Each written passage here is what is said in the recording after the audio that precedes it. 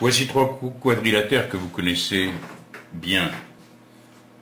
Ici, vous avez un rectangle, vous l'avez reconnu. À quoi l'avez-vous reconnu? Et oui, vous avez reconnu ici ces angles. Un rectangle est un quadrilatère qui a 4 angles droits. On va tout de suite les coder pour bien les voir. Un angle droit 2, 3, 4. Regardez voir cette figure ici. La figure qui est juste à côté, ce quadrilatère. Vous le reconnaissez? Oui, c'est juste, c'est un losange. Si vous aviez une définition à donner de ce losange, qu'est-ce que vous diriez? Bien, vous voyez que les 4 côtés ont la même longueur. Là aussi, le meilleur instrument pour comparer des longueurs, c'est notre compas. On a 4 fois la même longueur. On va aussi coder cette information. 4 côtés de même longueur. C'est un losange. Maintenant, si vous regardez le carré que vous connaissez bien aussi, il a 4 angles droits. Donc c'est un rectangle, d'après la définition qu'on a donnée tout à l'heure. Il a 4 côtés de même longueur. C'est un losange. Donc notre carré, c'est à la fois un rectangle et à la fois un losange.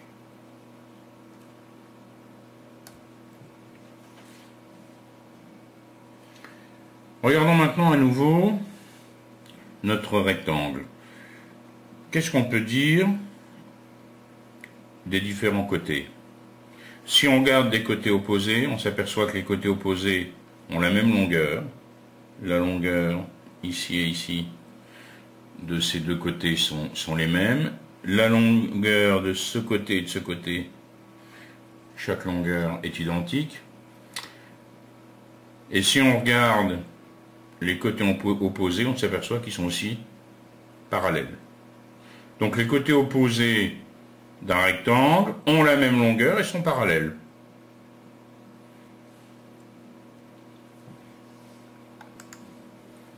J'ai tracé les diagonales du rectangle.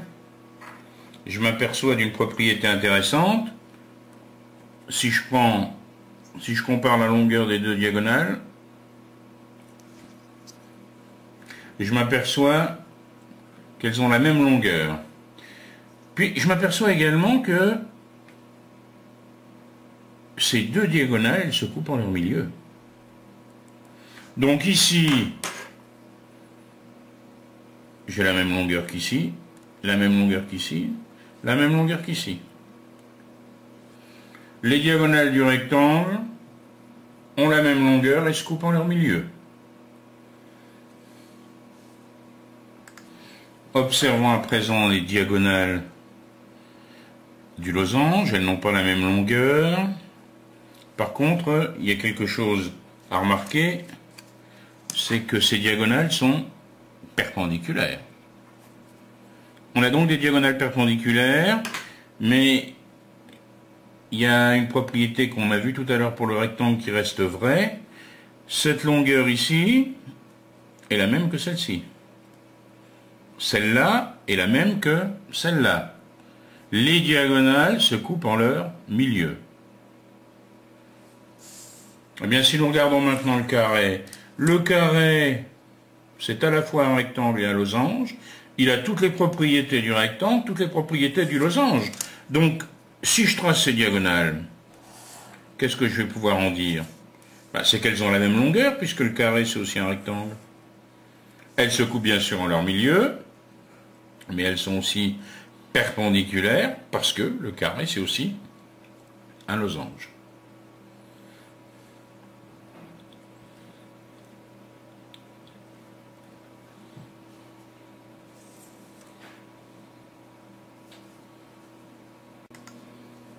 Voyons à présent si ces figures ont des axes de symétrie. Si je prends le rectangle, on voit tout de suite qu'on a une manière de plier où les deux figures, où les deux parties de la figure vont se superposer, ici. Et puis bien sûr, en prenant l'autre côté, on obtient également un axe de symétrie. Notre rectangle a deux axes de symétrie. Je passe les deux pliures et j'obtiens donc deux axes de symétrie que je reconnais. À nouveau ici, c'est une droite qui va être perpendiculaire à deux côtés, qui va passer par le milieu.